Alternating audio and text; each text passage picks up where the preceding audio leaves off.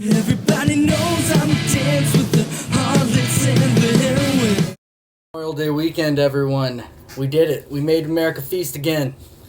And just so you guys know, we have hit 100 subscribers. Thank you, Feasties. Thank you, everyone who's been involved. Hey, look. Where is he? I guess he's on this side of me. Yeah, I got this little guy over here. Boom. Yeah, anyways. I don't think in my lifetime we'll see a decent Fantastic Four movie, but that's just me as a nerd talking. But I've gotten a ton of great questions from you guys. Thank you so much for everyone who put in a question, some of which were ridiculous, some of which were kind of like, I'm definitely not ever going to answer that. But here, as promised, with 100 subscribers, we will get a Q&A with yours truly, the Feastmaster General, King of the Feasties, Zach Exotic. Alright, so let me go through some of these questions real quick like. Alright. There we go. My favorite cat. Now that question, I mean, there's no right answer to that question, now is there? I mean, I love both of my cats. The one that I spend probably the most time with is Roni. I've known him the longest. He's a good baby. Let me see. Hold on one moment, guys. All right. Roni. Little oil painting I did of him. Very small. Good kitty. Let me see. Where's his little head? He likes that. Yeah. So, he's probably... I don't like to use the term favorite, but I have spent the most time with him. He does sleep in close proximity to me at all given times. So, that being said, that's the answer to question number 1. Question number 2, pipe or cigar? If you know me, you know that I am a pipe and cigar aficionado. But I am more of a cigar guy just for the sake of it has its beginning, middle, and end. It kind of can dictate the amount of time I spend doing something. It also is it's a treat in itself to get a stick, go somewhere, smoke it till it's gone, and then go about your business. That being said, pipes are amazing, but the perpetual loading of it, making sure the bowl's good. Also, if you're not using the proper torch, or not torch, the proper flaming, the proper, you can just torch and burn all the things, so you're not getting the proper flavoring. I mean, there's a lot of technique to go into doing both, but once you get it going, I mean, the cigar is probably my favorite. I go way too into that, but yeah, that's probably my favorite. Also a good question.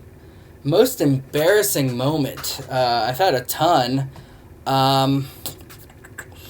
I know when I hit 100 subscribers, I promised you guys to show you my skullet. That's probably going to be in the top 5,000 most embarrassing moments of my life.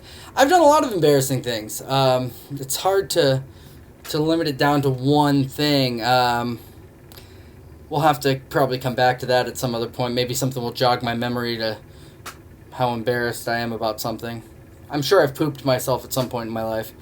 Not as a child, probably in my adult life. The last time I've cried, probably in the 80s. I don't cry. Favorite heavy metal band? That's a tough one, because as a music guy, there's so many bands that kind of like come in and out of my radar, and so many subgenres. So like it really depends. Like if you're looking like heavy metal, are you referring to things like, I don't know, like Metallica? Or are you referring to things like, like really heavy stuff, like dredge type music? I don't know. That's a hard question for me to answer. I liked a lot of hardcore bands. So there's I don't know. I guess as a child growing up, I remember when the Black Album came out from Metallica. Like I remember getting it on cassette, like right when it came out, because I was already a fan, and thinking, wow, they've put a lot of like melodic, twist to otherwise, basic, like thrash and otherwise like kind of heavier metal stuff that I'd been listening to. So that was pretty interesting. So, I mean, for nostalgia's sake, I mean, probably first 3-4 albums of Metallica, probably up until the Black Album. So, I mean, that's a shitty answer, but whatever. Georgia or Florida? If we're talking sports, we got dogs all day. Don't be ridiculous. Don't even kid yourself. That's not even a question. If you're talking about living places, it's really difficult. I always represent Atlanta. I'm always ATL until I die. The problem is ATL kind of fucking sucks to live in. So, that's a tricky one. Maybe sports-wise, I'm going Georgia and Atlanta teams. If we're doing living, I made a lot of good friends. I have a lot of good friends in Florida, so it's kind of hard to go against Florida. So we'll do Florida for that. Let's see what else we're working with here.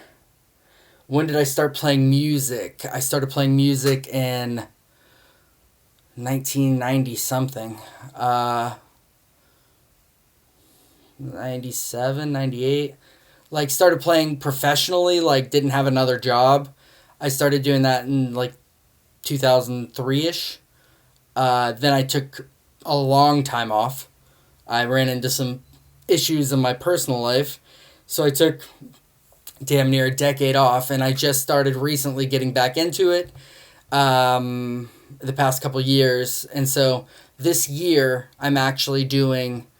It was supposed to be my big push for Feast to really get it on the map again, get things going. And then the world ended, and I found out I had a syndrome in my throat. So, things aren't really looking great for this year. I may give myself leeway to another year, but who knows? I have a college degree. I might just pick up a job at some corporate office and give it all up. Who knows? Whatever. Let's see here. Favorite TV show as a kid? That's a tough one. I was a really big... I liked Seinfeld a lot. Prior to that, Cheers. I was an only child. I didn't watch a ton of cartoons or anything really child-related. I loved Transformers, the 1986 classic film. Transformers, the movie, is still maybe top 3 favorite movies of all time. So that's definitely in there. But as far as TV shows, I mean, those were both really good for me. It also kind of would indicate why I act certain ways, I'm sure, and, things like that. Because if you grew up with exclusively watching those shows in the 80s and 90s, then, I mean, I don't know. Like, that's the only lifestyle you ever knew. Let's see here. Favorite vacation spot? Curacao has been really cool. Like, I enjoyed going down to Curacao a lot. I don't know, though. In the States, favorite vacation spots? I always have a wonderful time when I go to Savannah, which, I mean, I go there for work a lot playing shows, but the people there are awesome. I have a good time. Let's see what else. Boston. Boston's one of my favorite places in the world. A lot of my family lives up there. I've contemplated moving back up there for many, many years, but it's cold. I've gotten used to Florida. Whatever. Let's see what else we're working with here. Least favorite food. I like a lot of foods. If you know, I'm a thick boy, so least favorite food has got to be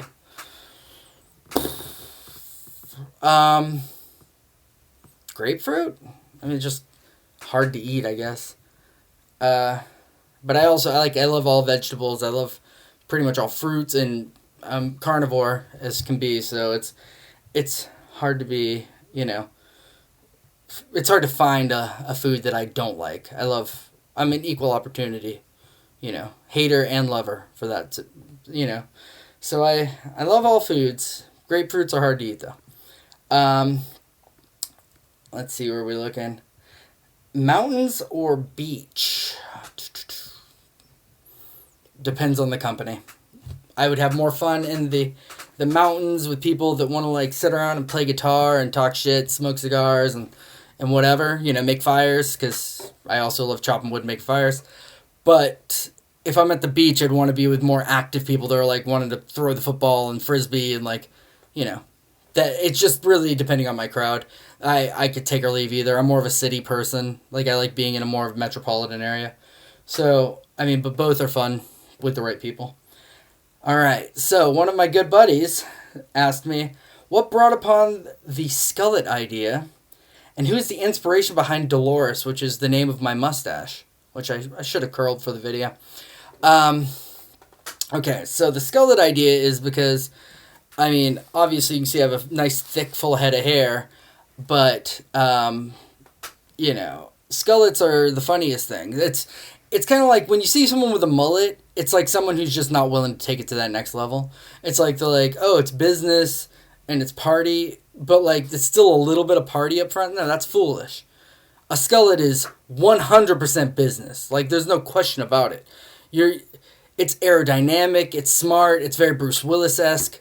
That's the way you should be. Then you move it to the back, and then it just unleashes the Billy Ray Cyrus. Like, it's an amazing time. It's like you're boot scooting boogieing all the way down your neck. It's pretty much the greatest thing that could happen. But what inspired me, I'm kind of a real shit-kicking badass. So that's really it. It's in my blood. And who's the inspiration behind Dolores? My buddy Drew asked me that. And the funny thing about that is, I think he actually knows the answer to this. We were on tour together in Savannah many, many, many years ago, it seems like now. Probably only 2 years, 3 years.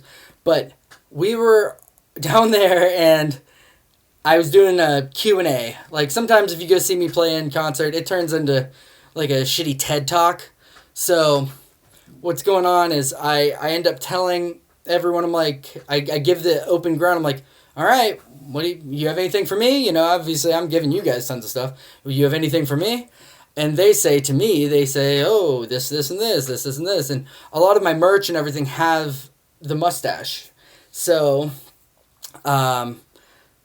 when a nice young lady and her friend asked me, they said, what's the name of your mustache? And I was like, oh, wow, I don't have a name. Like, I don't have any sort of, like, just a mustache, like, it was just part of me. It was it was like a little feast accessory. And then that day, they were like, I was like, well, do you guys have a name for it? So she says, what about Dolores? And, other people are yelling out other random names because obviously my shows are packed with adoring fans. But she yells out, Dolores. Dolores worked really well because that's an amazing name. Kind of gives that classic vintage vibe that Feast can provide at certain times, and at the same time, it's a ridiculous name. It's not like it's like, oh, this is Samantha the Mustache. No, it just doesn't have the same ring. So that is where I got it. I got it in Savannah, Georgia, playing at a coffee shop or somewhere with Phil Wise and Brennan Mitchell, which those dudes are also really awesome. If you're ever down there and they're playing, definitely check them out. I want to say the name of his band's Mr. Wait, Brendan's band, and they're pretty awesome. Definitely go check all them out if you're a fan listening in Savannah, or if you are, for whatever reason, in the Savannah area and you see them on a flyer or something. So definitely check that out. I was also asked, and this is kind of a deeper cut, you'd have to know any of the lyrics to any of my songs to know this, but is there another way to pick her out, the crookedness out, or pick her out other than the crookedness of her smile in the table read, which is kind of a throwback to a couple videos I did. The table read is a song that's going to be on my newer album, Blood Money, that'll be out in hopefully a couple months. And so the lyrics to the chorus are, you've got some nerve, I can see you'll be alone a while.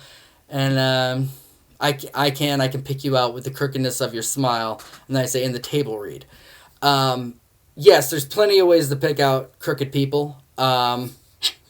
not necessarily exclusively in a table read. You very well might not be doing a script work with them, but there are crooked people everywhere. And yes, there are plenty of ways to pick them out. How I usually pick them out is by scent. You can just smell it on them. Thank you for asking. Let's see what else. Next question. Oh, the conspiracy behind SMGO and the 5-year plan. Okay, I don't know if there's necessarily a conspiracy behind it, but I can say this as someone who was there for all of it. So everyone knows a little background. SMGO and the 5-year plan is a track off my last full-length album that came out in 2014 called Or Famine. It's an awesome track. Definitely go listen to it on Spotify or YouTube or iTunes or wherever you get your music. It's an awesome song, but the title has really nothing to do with the song. It has more to do with the personnel that I was with when I actually recorded it. I was with my dear friend John, and John, at the time, was a Supermaster grill operator at the Waffle House.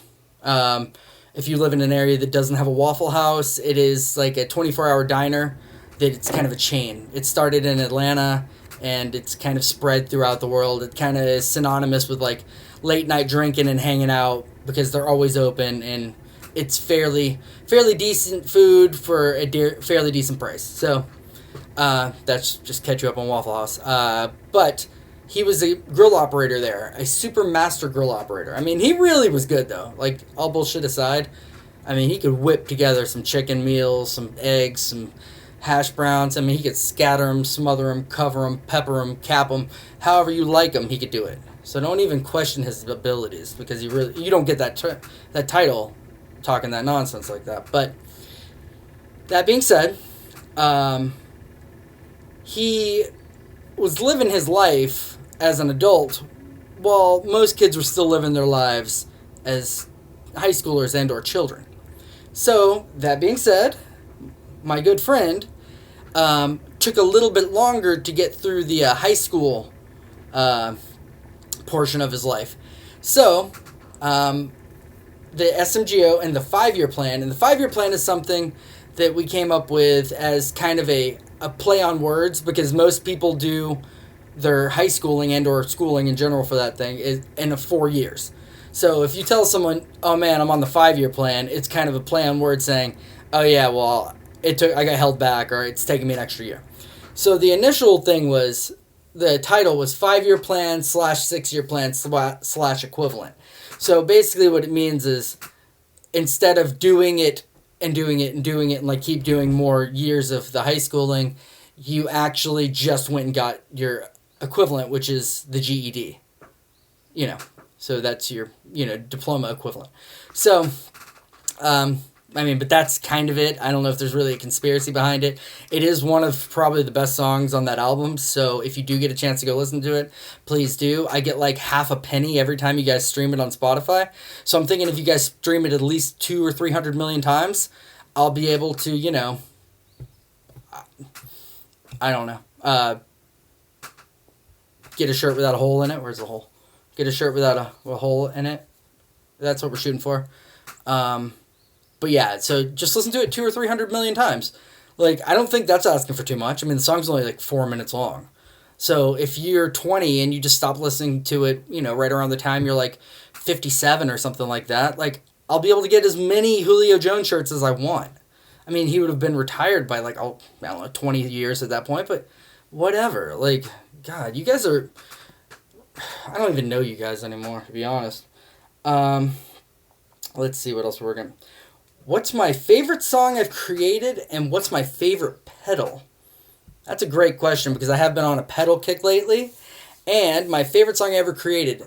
I think at this point of my life, I'm fairly self-deprecating. I generally don't love a lot of the songs I do, but I think the title track of my new album, Blood Money, is probably one of my favorite songs I have at this moment. My favorite pedal...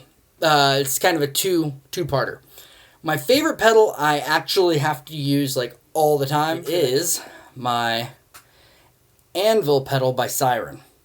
This pedal is a compressor pedal, and it legitimately just gets my tone. I don't know a ton about frequencies. I don't know a ton about, all the compressions of different things. I'm a doer, not a thinker, as you can tell. Look at me. Does it look like I thought this outfit together? No. But this thing, you can do it with.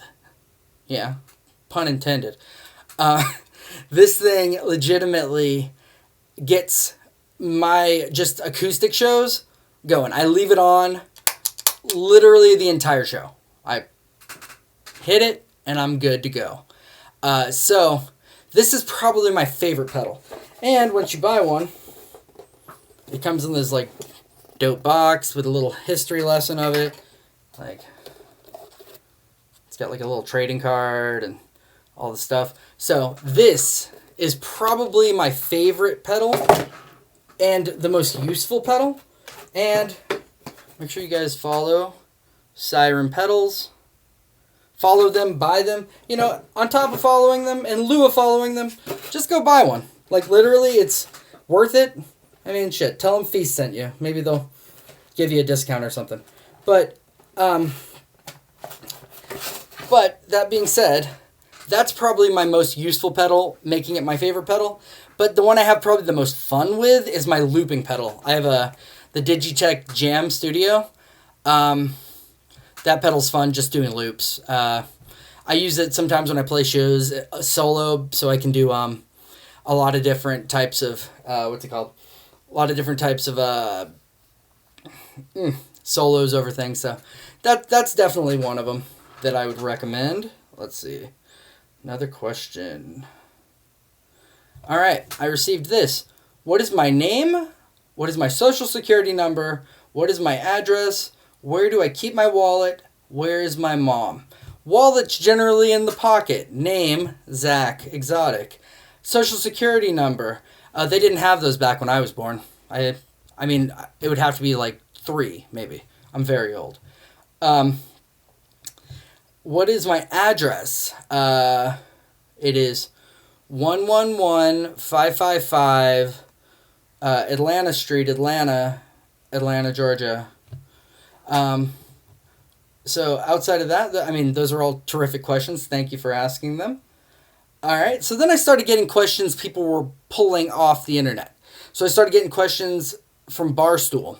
So here's one that's a bit inappropriate, not necessarily suitable for work, but if your mom and your girlfriend switched bodies and the only way to get them back was to bang one of them, which one would I? So the answer to that question is I would just find a new mom and girlfriend. Like, honestly, that's way too much stress for me. I can't handle all that in my life. So what I would do is I would just find new ones. There's plenty of people out there.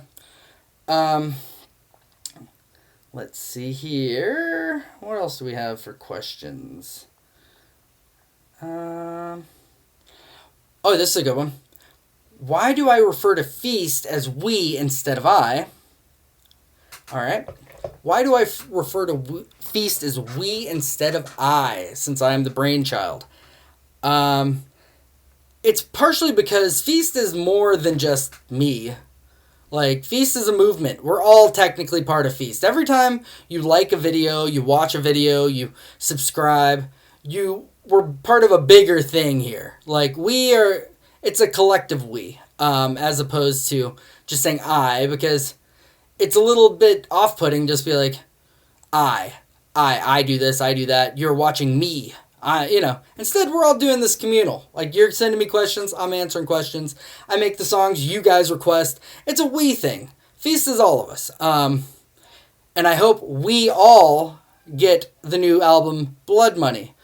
Pre-order $10, and if you pre-order it, I will throw in some extra acoustic versions of songs.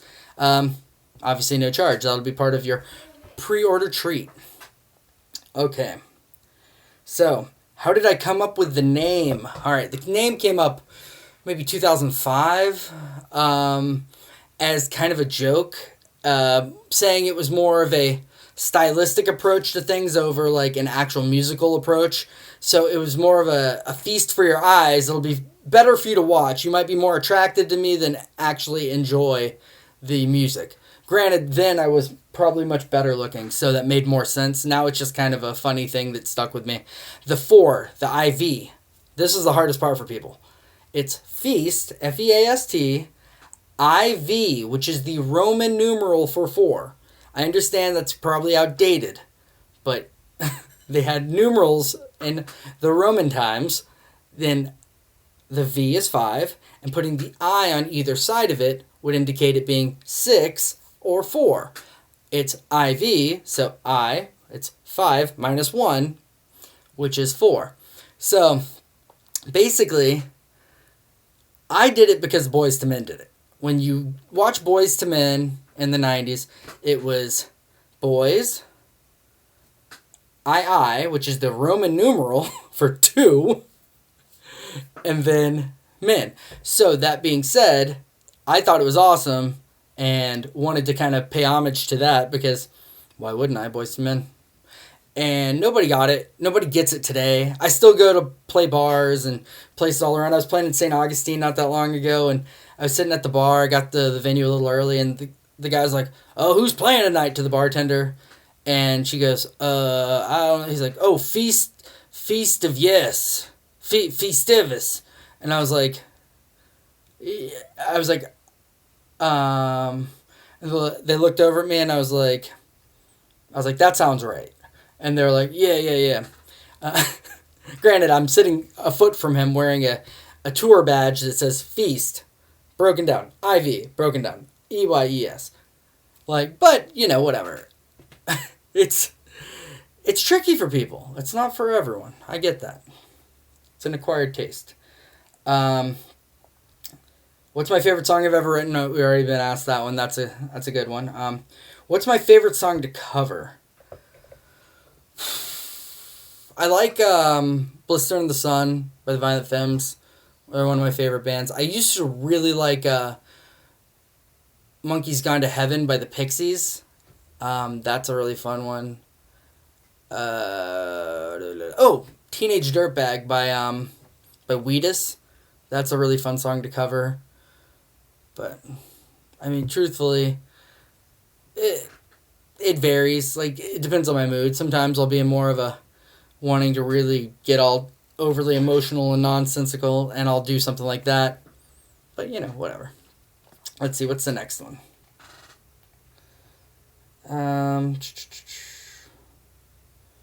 What's 2 plus 2? That is 4. Get back in school, kids. How close do I shave when manscaping? Thank you for asking that. I like to get at least the top 2 or 3 layers of skin gone. If it's not pink and bloody in spots, I feel like I didn't do enough. Then I might go over it again. So thank you for asking that, and definitely bring my regimen into the bathroom with you. God bless. What's the other one? Do I like Bob Ross? I do. There you go. Would you rather your girlfriend be able to read your thoughts during sex or all the time except during sex? If you read my mind even for 10 minutes, they would pad you up, they would wrap you up, they'd lock you away. So that's the thing is, that's on them. I don't care when they think about it. Because I'm always thinking about wild shit. So, I don't care when you're doing it. When you're looking at my mind, that's on you, Playboy. I don't care. Let's see here. Oh, I got boxers or briefs, and the correct answer is yes, boxer briefs. I don't know. They kind of look like bike shorts, so in case, what if somebody pants me, and then I have to run, it looks like I'm just wearing very small shorts. Maybe that's a good reason. I don't really have a reason for that. That's just whatever. If I could sing for any band in the world, that's easy. That would obviously be the supergroup Josh Ferguson. I would sing for that group. I don't know how I couldn't choose that one. That's the greatest group of all time. What else? I think that would be that'd be definitely the person I'd front man. Let's see what else we're looking at. I get asked a lot of times about my setup. My setup is, well, I mean, in a nutshell. Oh, there we go. All right. So I've got a Vox AC30 212. I've got, let's see if I can follow my finger like that. I've got a, there we go, Fender Bassman 410, which I use for my cleans. I use the Vox for more of my dirty sound. And then there's my pedal board. This guy normally is in there somewhere too, like right about there. But I've got the looper, chromatic tuner, that's a blues driver, a tremolo, and an octave, or not octave, an echo and a boost down at the bottom. The pink one's what I refer to as Franken boost. Just because I wrapped them all weird.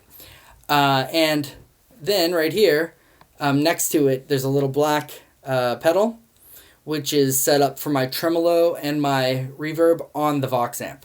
So that's kind of it. I also use when I'm switching between the amps, I use an AB switch I use an AB switcher I got through Fender, and then I use a Jim Dunlop high gain pedal just to kind of drive the sound. I rarely get to use all those because I've been doing a lot of acoustic shows, so I mostly just use my compressor pedal and my loop pedal. But you never know. Sometimes you want to throw a little effect on things. I also have my keyboards here. This is these are my notes for the album. So this is a Kurzweil Stage 88 keyboard, and then this is just a MIDI controller that I use to add little additional things on the album. What else? Oh, and since it is Gibbs Sunday, look at these tuning pegs. They're all different. They're wild. This guitar has been beaten to shit and back. But this is my 82 Junior. He's seen better days, but he's still an awesome guitar. I love him very much. And that's probably my go-to electric. My go-to acoustic, I use the Martin Acoustics. I mean, if you guys watch the video, you know. I use Martin Acoustics. And then on the walls here, I have a couple Fenders, Tele, a Strat, and then I've got a couple extra Les Pauls over here. One of which is probably my most precious guitar to me, even though it is definitely the cheapest guitar I own. Like, hands down. But I went and saw Les Paul in concert with my mother when I was younger, and she, was nice enough to take me to New York to see him, and I brought my little Les Paul, like Epiphone Les Paul, terrible little guitar, and he signed it to Zach, keep picking Les Paul. And that's probably my most precious of my guitars, even though it's probably, worth $100, just because it was really funny when I went there to get him to sign it. The guy in front of me brought this beautiful Stratocaster. I mean, it was probably easily over $1,000, $2,000 Strat, looked like a custom shop looking Strat.